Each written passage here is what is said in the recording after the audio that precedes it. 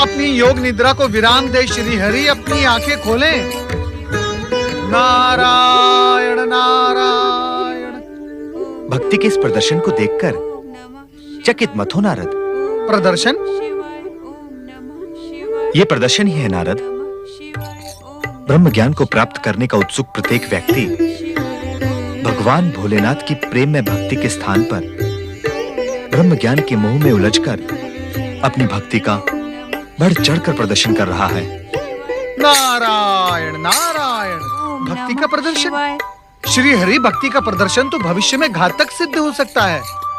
भविष्य के परिणामों से हम अपरिचित नहीं है नारद, किंतु समस्या यह है कि जब कोई सुनने का इच्छुक ना हो तो क्या किया जाए? श्री हरि, आप तो स्वयं ब्रह्मज्ञानी हैं। माता लक्ष्मी को ब्रह्म ज्ञान प्रदान कर आप उनकी मनोकामना पूर्ण कर सकते हैं। नारद, तुम चतुर होते हुए भी प्राय ऐसा प्रश्न पूछ बैठते हो, क्या आश्चर्य होता है? श्री हरि, मैं कुछ समझा नहीं। नारद, क्या देवी लक्ष्मी को ब्रह्म ज्ञान प्रदान करना धन विमुख कार्य नहीं होगा? नारायण नारायण। श्री हरि, तनिक सरल भाषा में स्पष्ट करें कि माता लक्ष्मी को ब्रह्म ज्ञान प्रदान करना यह धर्म विमुख कैसे होगा? तुम्हारी भाषा में कहूं नारद, तो व्यक्ति का कर्म ही उसका धर्म है। जैसे मानव मात्र के लिए चिंतित रहना तुम्हारा कर्म है, यदि तुम मानव मात्र के लिए चिंता ना करो तो क्या तुम धर्म विमुख नहीं हो जाओगे? अवश्य अवश्य ही मैं कर्म विमुख हो जाऊंगा। उसी प्रकार धन और संपत्ति की देवी लक्ष्मी का कर्म है मानव मात्र को उनके कर्मों के अनुसार धनी तथा समृद्ध बनाना। नारद, यदि देवी लक्ष्मी ब्रह्म ज्ञान को पाकर सन्यासिनी बन जाएंगी तो मानव मात्र को उनके कर्मों के अनुसार धन और संपत्ति कौन प्रदान करेगा? क्या इन्हें ब्रह्म ज्ञान प्रदान करना धन विमुख नहीं होगा? नारायण नारायण। अवश्य होगा श्री हरि विष्णु, अवश्य होगा। तुम कैलाश से होके आ रहे हो नारद? नहीं प्रभु, परंतु मैंने आकाश मार्ग से भ्रमण करते हुए देखा कि भगवान भोलेनाथ और माता पार्वती वहां नहीं है। नंदी शिवगण उनके दर्शन के लिए व्याकुल हो रहे हैं। अर्थात भोलेनाथ तथा देवी पार्वती ब्रह्म ज्ञान के कारण ही कैलाश से अदृश्य हो गए हैं। नारायण नारायण। प्रतीत तो ऐसा ही होता है श्री हरि। प्रभु, तनिक अपनी दिव्य दृष्टि से देखें कि भगवान भोलेनाथ और माता पार्वती इस समय कहाँ हैं? तुम्हारे वैकुंठ आने का कारण अब स्पष्ट हुआ है नारद।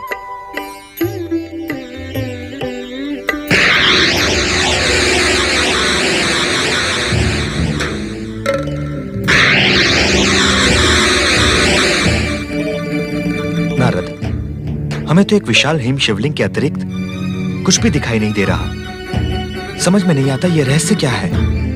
नारायण नारायण। जब आपको समझ में नहीं आ रहा है श्री हरि, तो हम सब का क्या होगा? आपको तो इस रहस्य का भेद जानना ही होगा श्री हरि, क्योंकि हम सभी शिव भक्त उनके दर्शन के लिए आतुर हैं। अर्थात ये रहस्य भी आपके लिए रहस्य नहीं रहा। नारायण नारायण। अभी तो ये रहस्य है नारद, किंतु इसके उद्घाटन से पूर्व हमें देवी लक्ष्मी को यह समझाना होगा कि शिव पार्वती के दर्शन के बिना उन्हें ब्रह्म ज्ञान की प्राप्ति नहीं होगी। तो आप माता लक्ष्मी को लेकर कैलाश पहुंचे और मैं अपने स्तर पर हिम शिवलिंग का रहस्य भेदने का प्रयत्न करता। नारायण नारायण। ओम नमः शिवाय, ओम नमः शिवाय, ओम नमः शिवाय, ओम नमः शिवाय, ओम नमः शिवाय, ओम नमः शिवाय, ओम नमः शिवाय, ओम नमः शिवाय।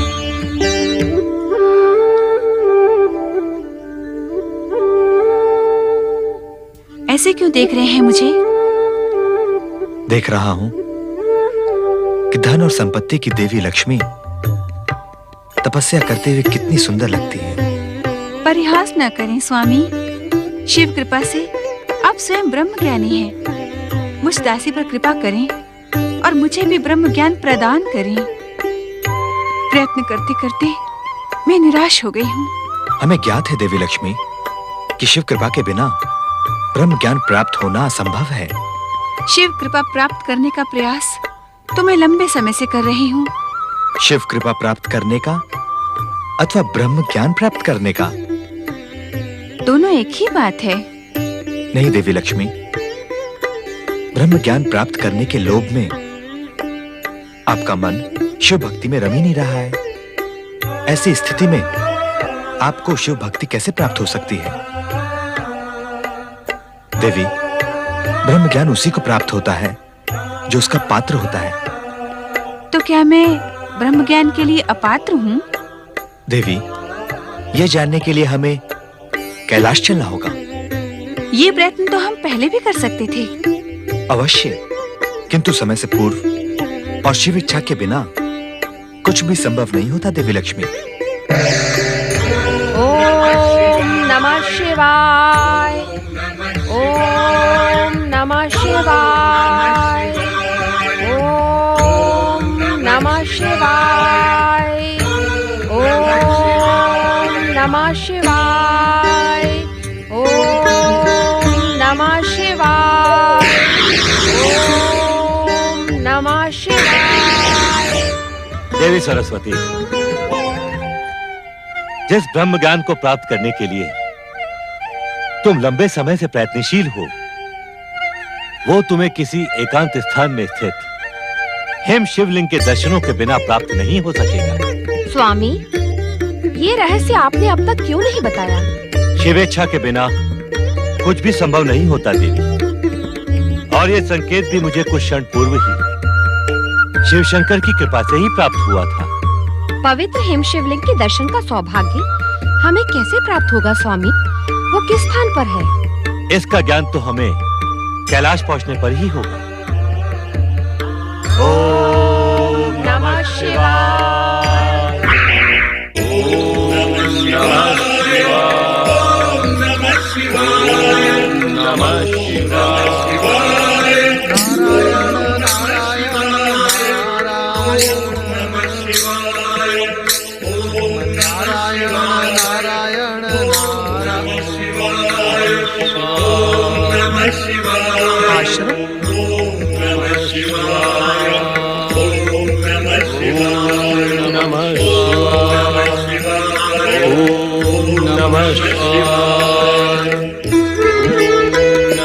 धौम्य, नारायण नारायण, ये कैसा रहस्य है?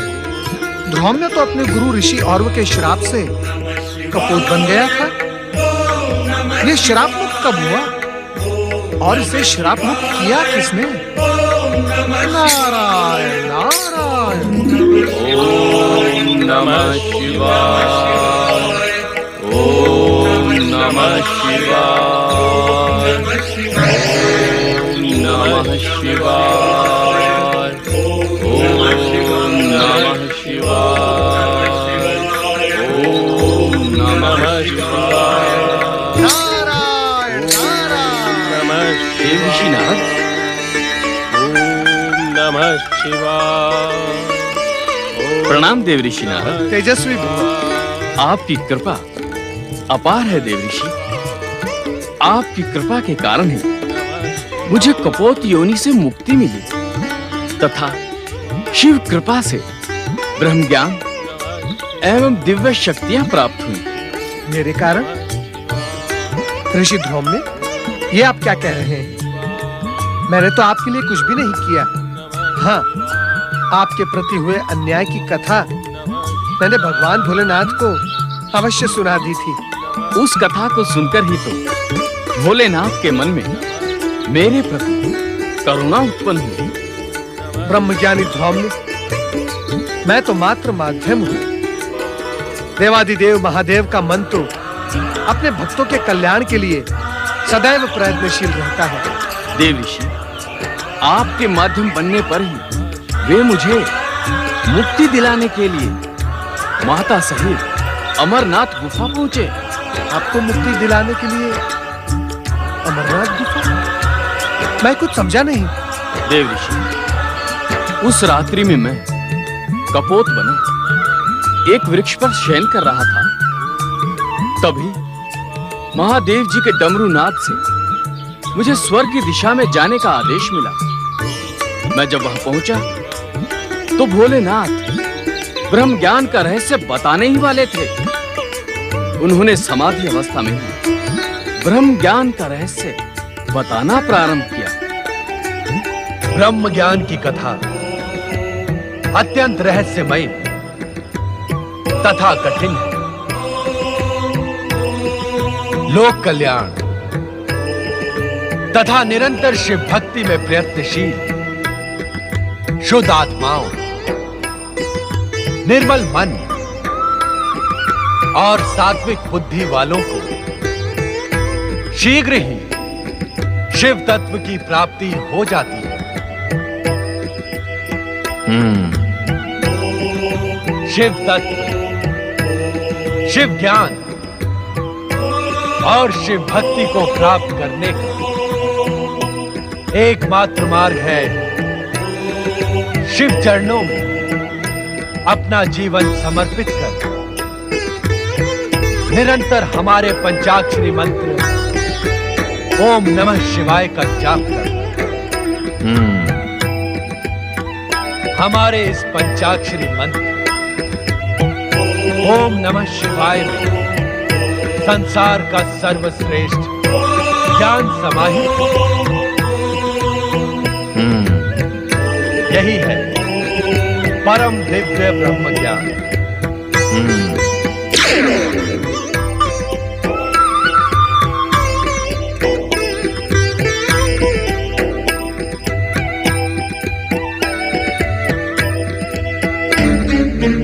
आश्चर्य है, हमारे प्रत्येक वचन पर हुंकार कौन भर रहा है? कौन है वो प्राणी जो हमारी आज्ञा के बिना इस दिव्य ब्रह्म ज्ञान के संदेश को सुनकर हुंकार भर रहा था? उपस्थित हो।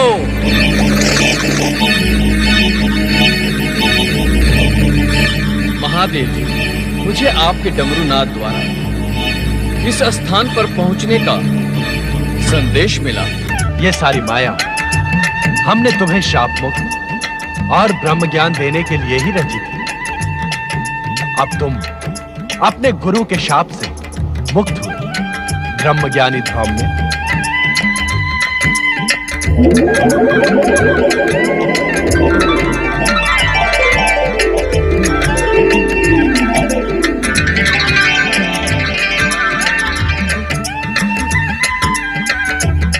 भोलेनाथ, भोलेनाथ।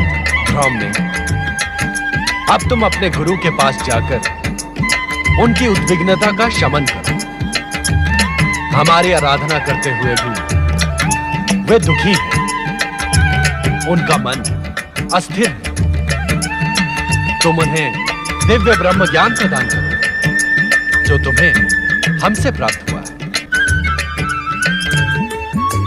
महादेव जी की आज्ञा अनुसार मैंने अपने गुरु और ऋषि को ब्रह्म ज्ञान का आभास कराया। इस समय वे उसी के परम आनंद में लीन हैं। धन्य है आप और आपकी निष्ठा, धन्य है प्रिय ध्रुव। भगवान भोलेनाथ तथा माता पार्वती अभी भी कैलाश नहीं लौटे। क्या वे अमरनाथ गुफा में विराज रहे हैं? मैं तो शाप मुक्ति एवं भगवान भोलेनाथ का आशीर्वाद प्राप्त कर यहाँ चला आया था, किंतु वो स्थान इतना प्रेरक एवं मनोहर है कि शिव शिवा वहीं रह जाए तो कोई आश्चर्य नहीं। नारायण नारायण।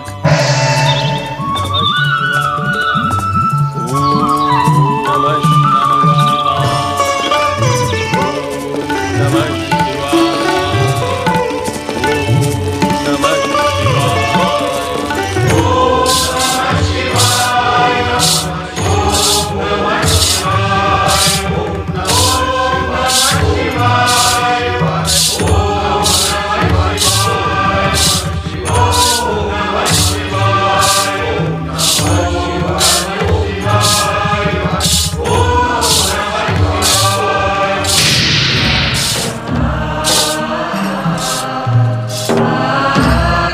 संसार भर में ब्रह्म ज्ञान प्राप्त करने की लहर चल पड़ी है। क्या आप सब हमारे इस मत से सहमत नहीं हैं कि भगवान भोलेनाथ तथा देवी पार्वती के दर्शन किए बिना ब्रह्म ज्ञान की प्राप्ति असंभव है?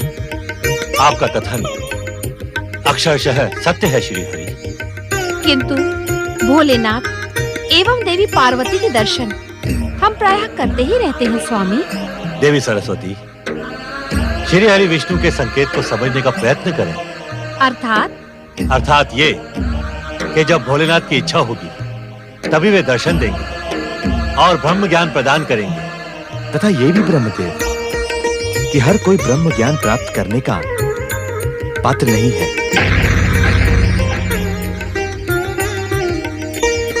स्वामी, पात्रता का मूल्यांकन किस प्रकार प्राप्त किया जाएगा? पात्रता के मूल्यांकन का अधिकार मात्र भोलेनाथ के पास सुरक्षित है देवी लक्ष्मी। नारायण नारायण। आप सभी दिव्य शक्तियों को एक साथ पवित्र कैलाश पर देखकर नारद का जीवन धन्य हो गया। अपने इस पुत्र नारद का प्रणाम स्वीकार करें। नारद, तुम जिस कार्य के लिए गए थे क्या उसमें सफल हुए? नारायण नारायण। जिस कार्य का आरंभ स्वयं आपके आशीर्वाद से हुआ हो, उस कार्य की सफलता में संदेह कैसा श्री हरि? मैं भगवान भोलेनाथ और माता पार्वती के वर्तमान निवास को खोजने में सफल हुआ हूँ। तो शीघ्र ही बताओ कि भोलेनाथ एवं देवी पार्वती कहाँ हैं? नारायण नारायण। अब अपने स्वभाव के अनुसार भूमिकाएं न बनाओ नारद, और ये स्पष्ट करो कि देवी पार्वती और भोलेनाथ कहाँ हैं? हम सभी लोग उनके दर्शनों को आतुर है देवर्षि। नंदी महाराज, भगवान भोलेनाथ की कृपा से और ऋषि के शिष्य धौम्य को ब्रह्म ज्ञान के साथ साथ दिव्य शक्तियां भी प्राप्त हो गई हैं। ब्रह्म ज्ञानी धौम्य ने ही बताया कि स्वयं भगवान भोलेनाथ ने उसे कपोत योनि से मुक्ति देते हुए ब्रह्म ज्ञान का अमर आशीर्वाद हिमालय पर्वत में स्थित अमरनाथ गुफा में प्रदान किया था। अपनी दिव्य दृष्टि से हमने जिस शिव निर्मित पवित्र शिवलिंग के दर्शन किए थे वो निश्चित ही हिमालय पर्वत के पश्चिमी भाग में स्थित अमरनाथ गुफाएं हैं। वहीं हम सभी की भगवान भोलेनाथ तथा देवी पार्वती दोनों के दर्शनों की मनोकामना पूर्ण होगी। भगवान भोलेनाथ तथा माता पार्वती की जय। भगवान भोलेनाथ तथा माता पार्वती की जय। चलो अमरनाथ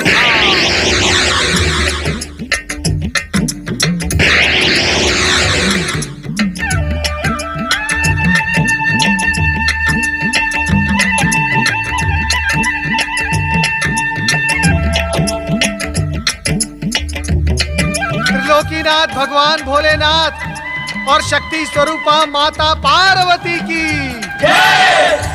त्रिलोकीनाथ भगवान शिव शंकर और शक्ति स्वरूपा माता पार्वती की जय। साक्षात ब्रह्म भूमि अमरनाथ धाम की जय। ओम नमः शिवाय। भोलेनाथ, हम सभी आपके दर्शन के लिए आतुर हैं। कृपया आप अपने महान दर्शन देकर हम सभी को कृतार्थ करें।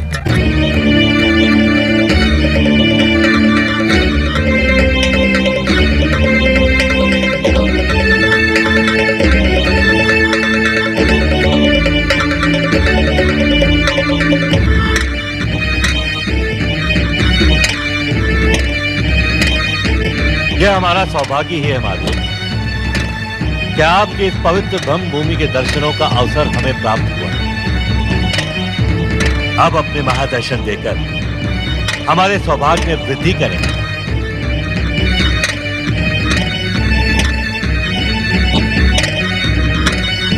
आने वाले भविष्य में ब्रह्म भूमि का ये स्थान शिव भक्तों के लिए जन्म मरण से मुक्ति पाकर अमरता प्राप्त करने वाले तीर्थ स्थान के रूप में विख्यात होगा। ब्रह्म ज्योति, ब्रह्म गर्भा के स्वरूप भगवान शिव स्वयं ब्रह्म ज्ञान ही है।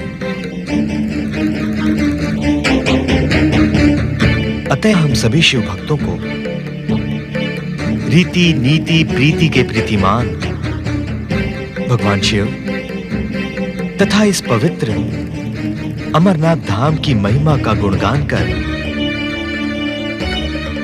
भगवान भोलेनाथ को प्रसन्न करना होगा।